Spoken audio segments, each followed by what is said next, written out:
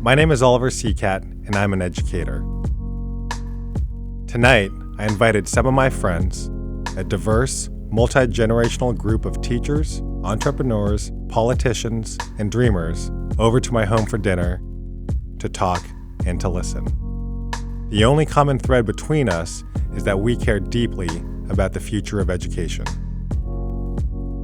Thank you for coming to this dinner. This is totally awkward. I want to name it from the very beginning that there's cameras here, okay? What I want us to do, though, is to have a conversation about how education can improve in our country. If you're to send your kid to school, or your brother or your sister, what do you ultimately want them to get out of it? I'd like my children, grandchildren, great-grandchildren to be able to think critically, question everything, be curious about everything. 100% agree. Just because technology makes everything easier, you shouldn't be less curious or less resourceful. You should be even more. I learned how to fix everything in my house off YouTube, right? I mean, but you got to be resourceful to figure that out, to even log on and figure all that kind of stuff out. But I want my boys to grow up and be resourceful, because then you can start solving small problems and then big problems, and maybe one day you'll sit around at a Jeffersonian dinner and talk to 14 complete strangers and pour your heart out, you know what I mean?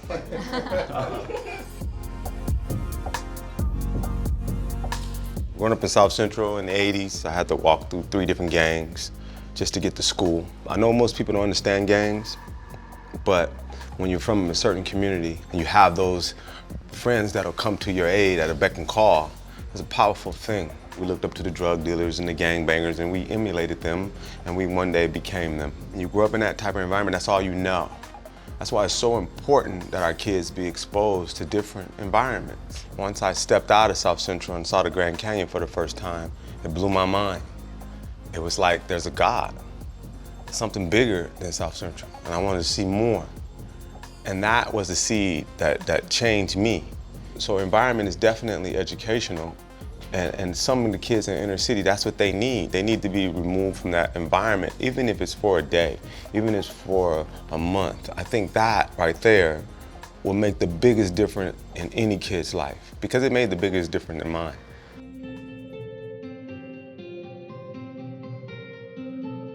My parents immigrated from the Philippines to Orange County, Santa Ana first, and then Irvine, California, predominantly all white.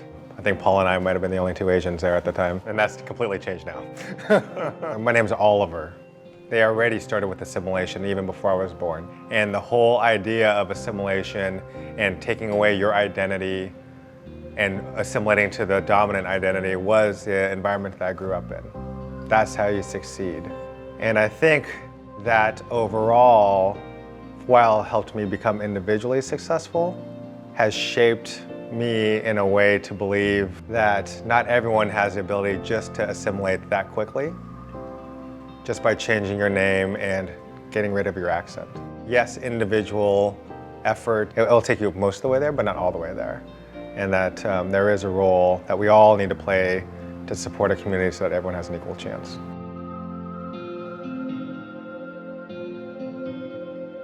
My parents did the exact same thing you did. Actually, they named me after the Pope.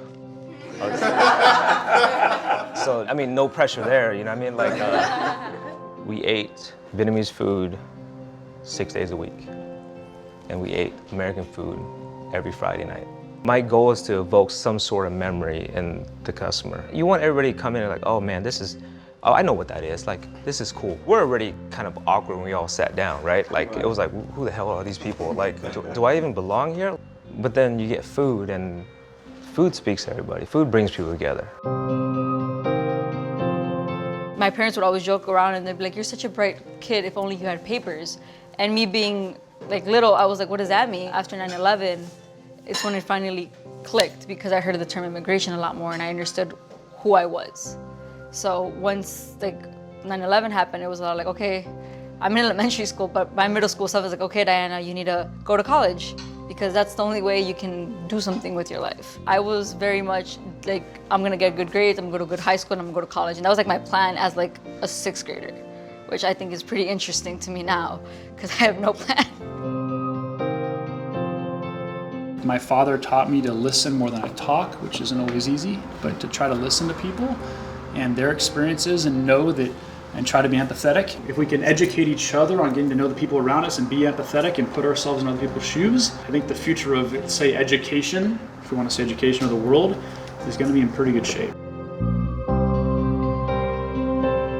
I think it's clear to me that even though we're coming from all walks of life, we are the same, as someone was saying earlier, I walk away from this experience with a lot of love and understanding that we all have kids and we all have families and businesses, and we shape the world by the way we teach them.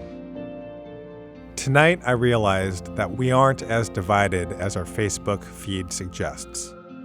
I would encourage everyone to bring people together in a comfortable atmosphere to talk about important things like education. We can do more together than we can alone.